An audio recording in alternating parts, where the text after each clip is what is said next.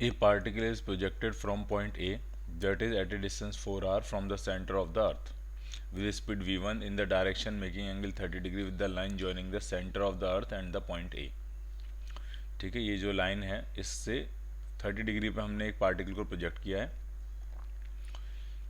और फिर पूछ रहे हैं कि consider the gravitational interaction only between these two, the speed v1 if the particle passes grazing the surface of earth. ये v1 की वेलोसिटी बतानी है आपको, अगर वो ग्रेजिंग निकल रहा है यहाँ से एकदम बिल्कुल क्लोज निकल के जा रहा है तो ये वेलोसिटी कितनी होगी। ठीक है, ये आपको फाइंड करना। ठीक, तो यहाँ पे दो चीज़ें लगेंगी, एक तो एंगुलर मोमेंटम कंजर्वेशन लगेगा और एक एनर्जी कंजर्वेशन लगेगी। ठीक, लेट से जी एम बाई आर की वैल्यू उन्होंने दी है, कहीं जरूरत पड़ेगी तो जी एम बाई आर की वैल्यू डालेंगे। एम जो है कैपिटल एम वो अर्थ का मास है और इस पार्टिकल का मास हम मान लेते हैं स्मॉल एम। तो सबसे पहली इक्वेशन जो लगाते हैं वो एंगुलर मोमेंटम कंजर्वेशन की लगाते हैं। तो ए पॉइंट पे जो एंगुलर मोमेंटम होगा, पार्टिकल का angular momentum at point A किसके रिस्पेक्ट में, अर्थ के सेंटर के रिस्पेक्ट में, तो वो फॉर्मूला होता है एम वी आर, और जिसमें वेलोसिटी परपेंडिकुलर लेते हैं। तो डिस्टेंस तो 4r दिए तो हम परपेंडिकुलर वेलोसिटी लेंगे तो ये आ जाएगी v1 sin 30 यानी v1/2। तो इनिशियल एंगुलर मोमेंटम हो जाएगा m, वेलोसिटी होगी v1 sin 30 यानी v1/2 into perpendicular distance into total distance कितनी है तो वो है 4r इज इक्वल टू, जब वो अर्थ के बिल्कुल क्लोज निकल रहा होगा तो परपेंडिकुलर डिस्टेंस r है और वेलोसिटी भी परपेंडिकुलर है तो m v2r हो जाएगा, m v2r। पहला रिलेशन तो ये बन गया, m से m कैंसिल आउट हो गया, इस r से ये r कैंसिल आउट हो गया, ये 2 से कैंसिल करेंगे 2 टाइम्स, तो ये आपका v2 is equal to twice v1 मिल गया। पहली इक्वेशन एंगुलर मोमेंटम कंजर्वेशन। दूसरी इक्वेशन लगाते हैं एनर्जी कंजर्वेशन। ठीक है, तो उस पॉइंट पे काइनेटिक एनर्जी कितनी है वहाँ पे, तो काइनेटिक एनर्जी है half m v1 square. Potential energy कितनी है तो वो है minus G capital M small m by 4r is equal to, जब वो अर्थ की सरफेस से ग्रेजिंग निकल रहा है तब काइनेटिक एनर्जी कितनी है तो वो है हाफ m v2 स्क्वायर, और पोटेंशियल एनर्जी कितनी हो जाएगी तो हो जाएगी minus G M M upon R. अब इसमें स्मॉल m, ये स्मॉल m, ये स्मॉल m और ये स्मॉल m कैंसिल आउट हो गया। ठीक, इस वाले टर्म को अगर इधर ले आए तो हाफ v1 स्क्वायर, इसको इधर नहीं लेके आते हैं, इस वाले टर्म को इधर ले आते हैं इक्वल टू के, तो यहाँ बचेगा हाफ कॉमन लेके v2 square minus v1 square, और इस तरफ कितना आ जाएगा इधर, इस वाले टर्म को इधर ले आएंगे इक्वल टू के, तो ये plus G M by R हो जाएगा और minus G M by 4r है, तो 3/4 times G M by R बचेगा, क्योंकि ये 1 है और ये 1/4 है तो 1 माइनस 1/4 3/4 आ जाएगा, ये बनेगा आपका। और हमें v1 निकालना है v2 निकालना है। The speed v1 if particle is pass grazing the surface of the v1 निकालना, v1 ये वाली स्पीड निकालनी है आपको। तो v2 की वैल्यू डाल रहे हैं यहाँ पे 2v1। ठीक है, तो जरा सॉल्व करते हैं। हाफ 2v1 डालेंगे तो 4v1 square minus v1 square, तो ये 3v1 स्क्वायर हो जाएगा, और इधर आपका 3/4 जी एम बाई आर है, तो ये 3 से ये 3 कैंसिल आउट हो गया, इस 2 से ये यहाँ 2 कैंसिल आउट हो जाएगा, तो v1 स्क्वायर जो आपका आ रहा है वो जी एम बाई 2r आ रहा है। अब आपको जी एम बाई आर की वैल्यू दी है उन्होंने, जी एम बाई आर की वैल्यू दी है 6.4 इंटू 10⁻⁷। तो जी एम बाई 2r की वैल्यू कितनी आ जाएगी तो वो आ जाएगी आपकी 3.2 इंटू 10⁻⁷। ये तो हो गया v1 स्क्वायर। तो v1 अगर निकालेंगे तो अंडर रूट लगा देंगे, तो ऐसा लग रहा है क्या इसी को हम 32 इंटू 10⁻⁶ लिख सकते हैं, ठीक रहेगा ये। और इस पर अंडर रूट जब लगाएंगे तो 10⁻³ तो बाहर आ जाएगा, और 32 पे जब अंडर रूट लगेगा तो 4 बाहर आ जाएगा, 4√2 बचेगा अंदर, फिर 4√2 इंटू 10⁻³ मीटर पर second. So your answer will be B part. तो इंपॉर्टेंट बात क्या थी इसमें, इंपॉर्टेंट बात ये थी कि दो इक्वेशंस यूज करी जा रही हैं, एक तो है conservation of angular momentum, कैपलर law second कैपलर law था जैसा वैसा, और दूसरा जो है वो है एनर्जी कंजर्वेशन।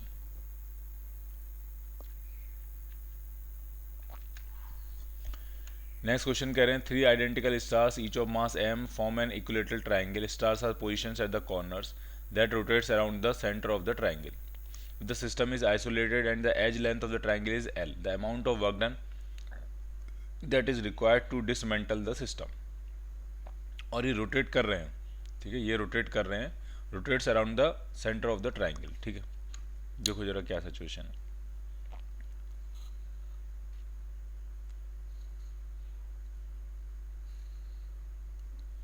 इस तरह से एक ट्राइंगल है, 3 आइडेंटिकल स्टार्स हैं, तीनों का मास m है, और ये m है और ये m है.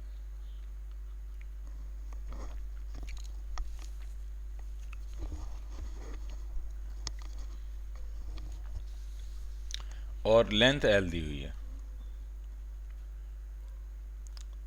तो पहले इनकी स्पीड निकालते हैं, कितनी स्पीड से घूम रहे हैं. सर्कल में घूम रहे होंगे इस तरह से एक दूसरे के अबाउट.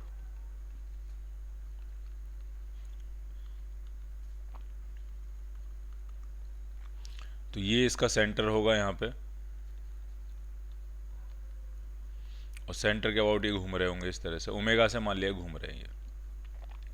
तो ये वाली डिस्टेंस कितनी होगी, ये वाली डिस्टेंस ये, तो ये L है, तो परपेंडिकुलर डिस्टेंस L√3/2 हो जाएगी, और उसका ये 2/3 है, तो ये जो R डिस्टेंस होगी R आपका हो जाएगी 2/3 of perpendicular distance that is L√3/2. 2 से 2 कैंसिल आउट हो जाएगा, L/√3 आ गई वो परपेंडिकुलर डिस्टेंस. परपेंडिकुलर या सेंटर से डिस्टेंस कहना चाहिए, परपेंडिकुलर तो नहीं कहना चाहिए. अब फोर्सेस क्या लग रहे होंगे, तो अंदर की तरफ जो फोर्सेस लग रहे होंगे उनका जो रिजल्टेंट है वो सेंट्रीफ्यूगल फोर्स को बैलेंस कर रहा होगा. तो सेंट्रीफ्यूगल फोर्स तो क्लियर ही है, mv²/r हो जाएगा. अब अंदर फोर्सेस क्या लगेंगे, तो ये लगेगा gm²/L², इधर भी लगेगा gm²/L². तो इनका जो रिजल्टेंट आएगा बीच में वो आ जाएगा आपका √3 टाइम्स gm²/L². ठीक, और ये किसको बैलेंस करेगा, ये बैलेंस करेगा mv²/r को. ठीक, अब मुझे v नहीं निकालना, मुझे तो काइनेटिक एनर्जी निकालनी है. तो मैं r की वैल्यू डाल रहा हूँ यहाँ पे. तो r की वैल्यू क्या है, L/√3. एक L से एक L कैंसिल आउट हो जाएगा, और ये √3 कहाँ पहुँचेगा, ये थोड़ा सोचने वाली बात है. तो मुझे लग रहा है ये √3 यहाँ ऊपर आएगा, और उस √3 से ये वाला √3 कैंसिल आउट हो जाएगा. तो कुल मिला के ये समझ में आ रहा है कि gm²/L जो है वो mv² के बराबर आ रहा है. तो हाफ mv² कितना हो जाएगा, तो हाफ आ जाएगा. तो इस सिस्टम के पास काइनेटिक एनर्जी कितनी आई, तीनों पार्टिकल्स की अगर हम देखें तो एक पार्टिकल की काइनेटिक एनर्जी है हाफ टाइम्स gm²/L. तो तीनों पार्टिकल की जो काइनेटिक एनर्जी हो जाएगी वो हो जाएगी 3/2 टाइम्स gm²/L. ये हो जाएगी तीनों पार्टिकल की काइनेटिक एनर्जी. और तीनों पार्टिकल की पोटेंशियल एनर्जी कितनी होगी, तो एक पेयर की पोटेंशियल एनर्जी होगी -gmm/L, यानी -gm²/L. ये एक पेयर की, और ऐसे पेयर कितने हैं, 3. तो ये हो जाएगी पोटेंशियल एनर्जी. तो ये मैंने काइनेटिक एनर्जी लिख दी है, ये पोटेंशियल एनर्जी लिख दी, और ये बन गई आपकी टोटल एनर्जी. तो टोटल एनर्जी अगर आप देखोगे तो टोटल एनर्जी आ रही है -3/2 टाइम्स gm²/L. इतनी टोटल एनर्जी आ रही है. अब टोटल एनर्जी नेगेटिव आ रही है, वो ये बताती है सिस्टम बाउंड है, और जितनी एनर्जी नेगेटिव आ रही है उतनी एनर्जी से ये सिस्टम बाउंड है. अगर आपको पूरी तरह से डिसमेंटल करना है तो जितनी नेगेटिव एनर्जी है उतनी ही आपको पॉजिटिव एनर्जी देनी पड़ेगी इसको डिसमेंटल करने के लिए. बेसिकली ये बाइंडिंग एनर्जी बन जाएगी. तो आप इस पे लगाओ प्लस, और इतनी एनर्जी आपको जो है देनी पड़ेगी अगर आप सिस्टम को क्या करना चाहते हो, डिसमेंटल करना चाहते हो. बाइंडिंग एनर्जी बन गई अभी, बाइंडिंग एनर्जी के बराबर. तो आपका आंसर बन रहा है 3/2 gm²/L. So your answer will be B part.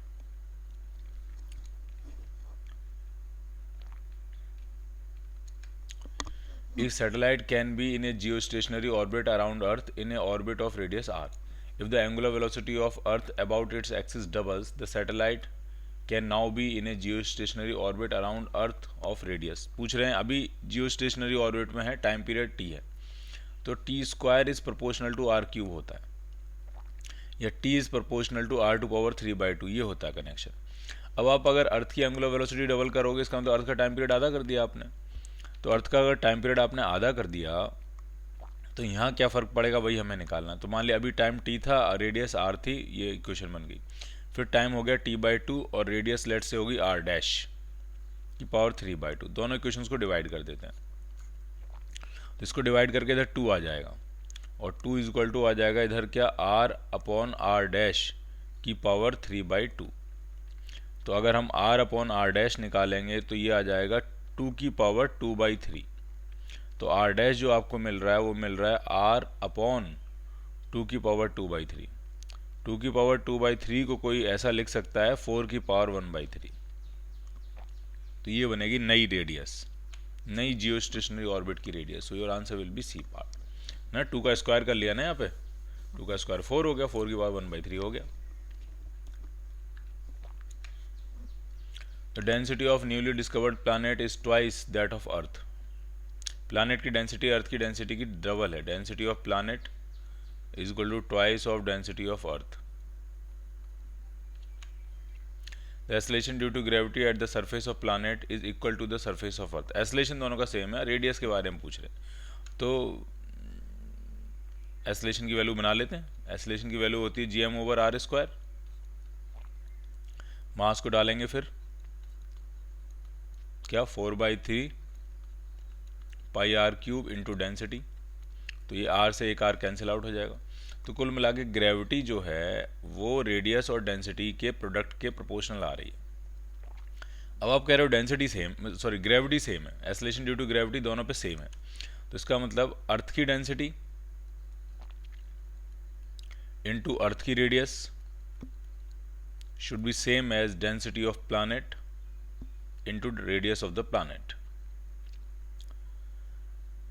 अब प्लैनेट की डेंसिटी कह रहे हैं कि अर्थ की डेंसिटी की डबल है, तो यहाँ लिखेंगे density of earth into radius of earth is equal to planet की डेंसिटी को रिप्लेस कर दे रहे हैं, twice time density of earth into radius of planet. तो डेंसिटी ऑफ अर्थ से density of earth cancel out हो गया। तो यहाँ से साफ पता लग रहा है कि प्लैनेट की रेडियस जो है वो अर्थ की रेडियस की आधी है। यानी अर्थ की रेडियस अगर r है तो प्लैनेट की रेडियस क्या हो जाएगी, r/2। So your answer will be D part. अगले क्वेश्चन में कह रहे हैं imagine a new planet having a same density as that of earth but it is 3 times bigger than the size of earth. ठीक है, density same है, density उस planet की अर्थ के बराबर ही है, प्लैनेट की डेंसिटी अर्थ के बराबर ही है, लेकिन साइज उसका 3 गुना ज़्यादा है। 3 गुना ज़्यादा साइज है मतलब उसकी रेडियस 3 गुना ज़्यादा है, उसका डायमीटर 3 गुना ज़्यादा है, 3 टाइम्स बिगर। ठीक है, तो 3 टाइम्स उसकी रेडियस ज़्यादा है, और रेडियस ज़्यादा है तो इसका मतलब ग्रेविटी भी वहाँ पे 3 टाइम्स ज़्यादा हो जाएगी। क्यों? क्योंकि अभी हमने देखा ग्रेविटी जो है वो डेंसिटी इंटू रेडियस के प्रोपोर्शनल होती है। अब डेंसिटी सेम है और रेडियस अगर 3 गुना ज़्यादा है तो ग्रेविटी भी 3 गुना ज़्यादा हो जाएगी। साइज का मतलब मैं डायमीटर या रेडियस से ले रहा हूँ, ए part.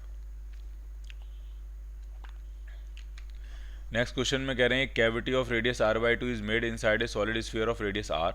The center of cavity is located at a distance r/2 from the center of sphere. The gravitational force on the particle of mass m at a distance r/2 from the center of sphere on the line joining both the centers of sphere and the cavity is। क्या इन्होंने diagram बनाया? नहीं बनाया तो खुद बनाएंगे, फिर वो बनाया होगा तो काफ़ी आसान हो जाएगा हमारे लिए। नो, डायग्राम नहीं बनाया, खुद बनाना पड़ेगा, बना लेते हैं फिर। ठीक है, तो बना लेते हैं फिर।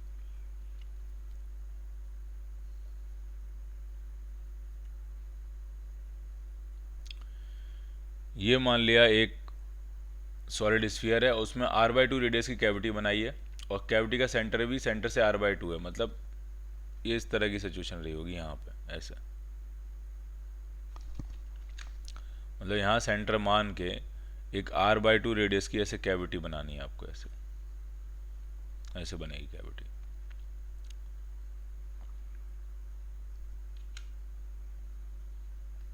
ये रेडियस भी कितनी है, r/2, सेंटर से भी डिस्टेंस कितनी है, r/2। इस तरह की कैविटी है। अब आगे क्या कह रहे हैं, the gravitational force on a particle of mass m at a distance r/2 from the centre of a sphere on the line joining both the centres of a sphere and the cavity opposite to the centre of cavity. अच्छा, यहाँ पे उन्होंने रखा है, यहाँ से r/2 पे यहाँ पे एक m मास रखा हुआ है, यहाँ पे उसको फोर्स पूछ रहे हैं, फोर्स कितना होगा। ठीक है, और capital M is the mass of the solid sphere. जब वो पूरा सॉलिड होगा तब कैपिटल M मास है, और जी की वैल्यू है G M by R square. ठीक है, तो जरा देखते हैं कैसे करना है हमको। कैपिटल एम तब मास था जब ये पूरा खाली था, मतलब पूरा सॉलिड था तब। अब हम क्या करेंगे, अब हम करेंगे कैपिटल एम पूरे सॉलिड स्फीयर ने इस पर कितना फोर्स लगाया, माइनस कैविटी वाले सॉलिड स्फीयर ने कितना फोर्स, क्योंकि कैविटी वाला तो स्फीयर हमने हटा दिया है, तो हम कह रहे हैं पूरे सॉलिड स्फीयर ने इस पर कितना फोर्स लगाया, उसमें से इस कैविटी वाले सॉलिड स्फीयर के फोर्स को माइनस करेंगे तब नेट फोर्स आएगा। तो पहले पूरे सॉलिड स्फीयर का फोर्स लिखते हैं। तो यहाँ पे एक्सेलरेशन ड्यू टू ग्रेविटी कितना हो जाएगा, जी, तो हो जाएगा G M R by two upon R cube, ये होता है formula, G M X upon R cube ये। तो ये तो हो गया एक्सेलरेशन ड्यू टू, ये तो हो गया उसका एक्सेलरेशन ड्यू टू ग्रेविटी, और इसमें मास से मल्टीप्लाई करेंगे तो ये पूरा फोर्स हो जाएगा माइनस। अब ये कितना फोर्स लगाएगा, तो इसकी रेडियस अगर आधी है तो इसका मास 1/8 होगा। ठीक है, और यहाँ से डिस्टेंस जो इसकी बन रही है वो आर के बराबर बन रही है, तो जो फोर्स हो जाएगा वो सिंपल हो जाएगा G M one M two upon R square. G M one कितना है m/8, m2 कितना है स्मॉल m अपॉन आर का स्क्वायर, ये बनने वाला है। तो इसको अगर हम थोड़ा सेटल करेंगे, एक आर से एक आर कैंसिल करेंगे तो ये आ जाएगा G M M upon 2r square minus ये हो जाएगा G M M upon 8r square. तो ये माइनस करेंगे तो ये आ जाएगा 1/2 माइनस 1/8 करेंगे तो 8 तो एलसीएम आपका आ जाएगा 3/8 आ जाएगा, तो ये आ जाएगा 3/8 times G M M upon R square. अब ये जो G M by R square है इसको कह रहे हैं कि स्मॉल जी कहना है आपको, तो आंसर आ गया आपका 3/8 mg।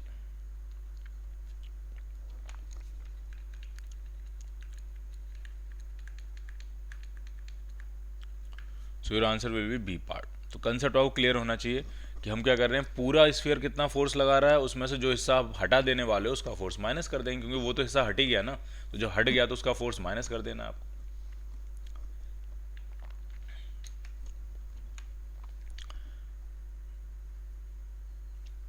PR is the magnitude of physical quantity as a function of r, distance from the center of spherical distribution of radius r. Match the following column, select the correct options. तो PR is the variation of gravitational potential for a uniform volumetric spherical distribution of mass. Potential का variation कैसे होता है, ठीक है, और shell के लिए कैसा होता है,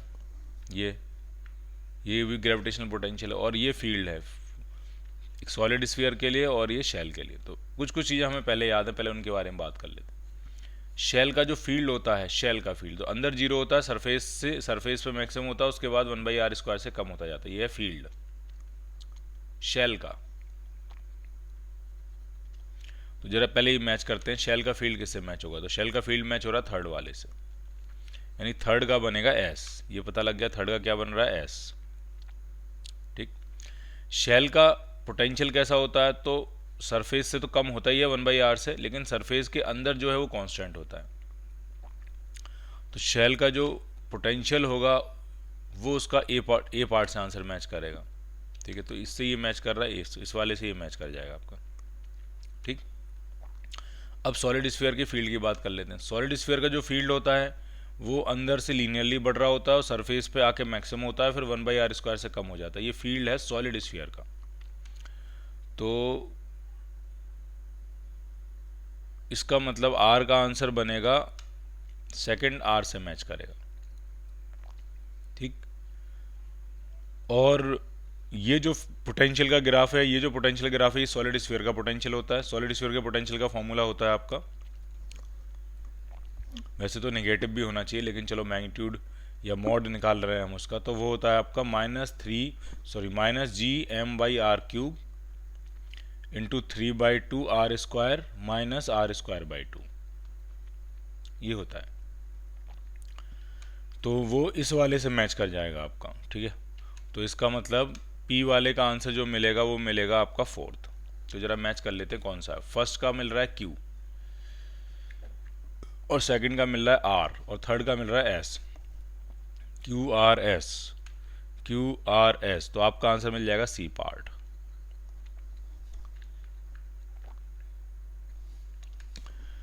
अगले क्वेश्चन में कह रहे हैं two concentric spherical shell are shown in a figure, match the following columns and select the correct option for the codes given below. ठीक है, पोटेंशियल एट ए, तो एक चीज़ हम साफ कह सकते हैं, ये 4 पॉइंट्स हैं, इसमें सी पॉइंट पे फील्ड जीरो होगा, सी पॉइंट पे फील्ड सी से डी जाने की प्रोसेस में फील्ड जीरो होगा और पोटेंशियल कांस्टेंट रहेगा. As one moves from C to D potential remains constant. Field is zero. Field is zero तो आंसर दिया नहीं है, तो field is zero potential remains constant, मतलब थर्ड का तो आर बनेगा ही बनेगा. थर्ड का आपका आर आंसर बनेगा. अब थर्ड का अगर आर देखेंगे तो ये खत्म हो जाएगा, ये ऑप्शन खत्म हो जाएगा, सी खत्म है और डी खत्म है. ठीक है, या तो ए बनेगा या बी बनेगा. और समझते हैं. मैक्सिमम पोटेंशियल का potential at A B, gravitational field at A, D से ए जाने पे कुछ और कहीं सिंपल तो नहीं मैच कर रहे. चलो ठीक है, करके देखते हैं. अब जैसे ए के पोटेंशियल की बात कर रहे हैं, ए का पोटेंशियल, बी का पोटेंशियल, तो पोटेंशियल जैसे जैसे आप पास की तरफ आओगे पोटेंशियल कम होता जाएगा और दूर की तरफ जाओगे तो पोटेंशियल बढ़ेगा. पोटेंशियल सबसे बड़ा इन्फानाइट का होता है और वो जीरो होता है. तो अगर इन चारों पॉइंट्स में पोटेंशियल पूछा जाए तो सबसे ज़्यादा पोटेंशियल बी का होगा, उससे कम ए का होगा, उससे कम डी का होगा और सबसे कम पोटेंशियल होगा सी का. ग्रेविटेशनल सिस्टम से जैसे जैसे आप दूर जाते जाते हो पोटेंशियल जो है वो बढ़ता जाता है और जैसे जैसे पास आते जाते हो पोटेंशियल कम होता जाता है. तो पोटेंशियल का सीक्वेंस ये रहेगा. तो ए का पोटेंशियल बी से कम है, A potential at A is less than B. ठीक, तो फर्स्ट वाले का आंसर बनेगा क्यू. तो फर्स्ट वाले का क्यू मिलते ही आंसर आपका बन गया ए पार्ट. फर्स्ट का क्यू है, थर्ड वाले का आर. बाकी और भी समझ लेते हैं. ग्रेविटेशनल फील्ड की बात अगर हम करें ए पे, ठीक है, तो ए पे जो ग्रेविटेशनल फील्ड होगा वो बी से बड़ा होगा, बी से छोटा होगा, या फिर एक ऑप्शन ये है एज डी से ए अगर हम जा रहे हैं तो ग्रेविटेशनल फील्ड क्या कर रहा होगा. तो डी से जब आप ए जाओगे तो ग्रेविटेशनल फील्ड डिक्रीज ही करेगा क्योंकि वो सिर्फ इस शेल की वजह से होगा और शेल से दूर जाते जाओगे तो फील्ड डिक्रीज होता जाएगा. तो जब हम डी से ए जाएंगे तो ग्रेविटेशनल फील्ड डिक्रीज करेगा, यानी फोर्थ का बनेगा एस. फोर्थ का एस बनेगा. ठीक, तो आपको क्लियर हो गया कि आंसर क्या बन रहा है. फर्स्ट ए पार्ट इसका आंसर बन जाएगा.